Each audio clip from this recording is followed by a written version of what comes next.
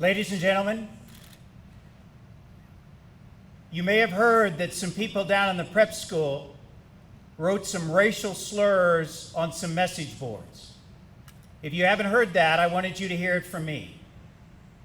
If you're outraged by those words, then you're in the right place.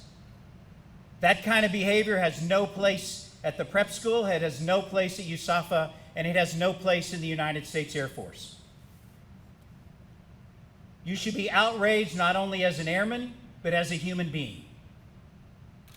And I'll tell you that the appropriate response for horrible language and horrible ideas, the appropriate response is a better idea. So that's why I'm here. That's why all these people are up here on the staff tower. So let me have everybody who's up here, please pull forward to the rails. Also, there are so many people here, they're lining the outsides along the windows. These are members of the faculty, coaching staff, AOCs, AMTs, from the airfield, from my staff, from my headquarters.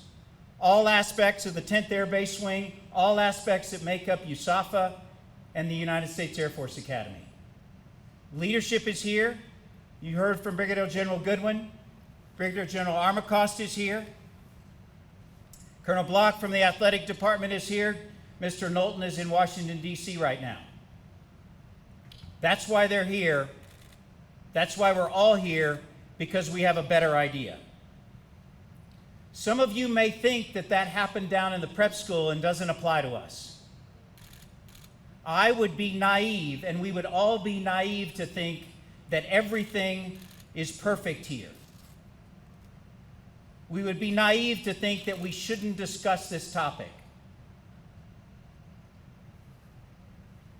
We would also be tone deaf not to think about the backdrop of what's going on in our country.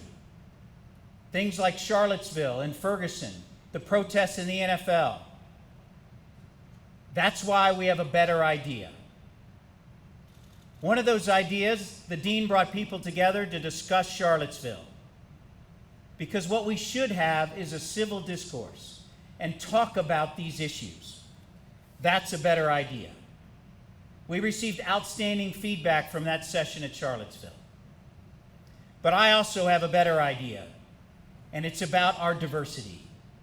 And it's the power of the diversity, the power of the 4,000 of you and all of the people that are on the staff tower and lining the glass, the power of us as a diverse group. The power that we come from all walks of life, that we come from all parts of this country, that we come from all races, we come from all backgrounds, gender, all makeup, all upbringing.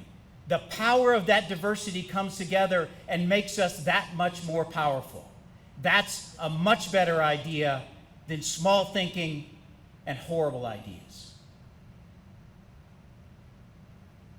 We have an opportunity here, 5,500 people in this room, to think about what we are as an institution. This is our institution, and no one can take away our values.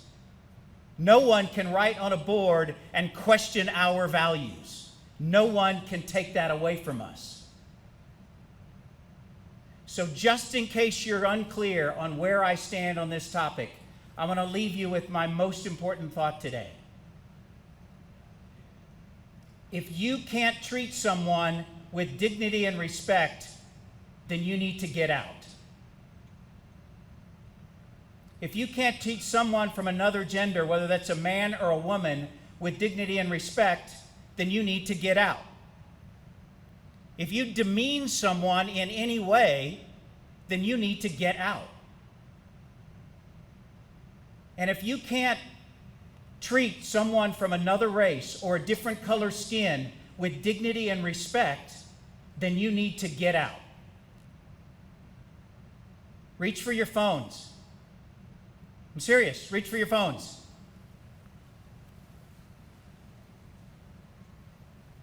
Okay, you don't have to reach for your phones. I'm going to give you an opportunity to reach for your phones. Grab your phones. I want you to videotape this so that you have it, so that you can use it.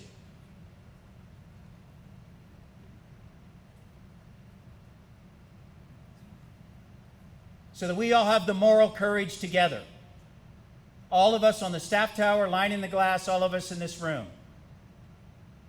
This is our institution. And if you need it, and you need my words, then you keep these words.